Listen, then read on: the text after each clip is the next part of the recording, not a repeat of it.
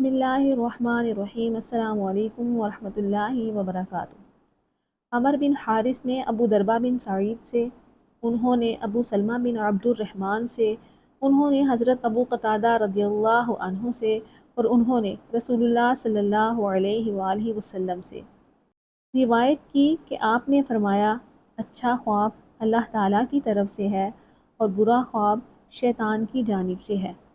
جس شخص نے کوئی خواب دیکھا اور اس میں سے کوئی چیز اس کو بری لگی تو وہ 3 بار اپنی بائیں جانب تھوکے اور شیطان کے شر سے اللہ کی پناہ مانگے، یعنی 3 بار اعوذ باللہ من الشیطان الرجیم پڑھے، تو وہ خواب اس کو کوئی نقصان نہیں پہنچائے گا اور یہ خواب وہ کسی کو بیان نہ کرے۔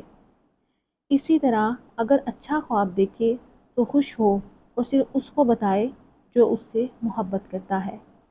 صحیح مسلم، حدیث نمبر 5902، کتاب خواب کا بیان، اسٹیٹس صحیح۔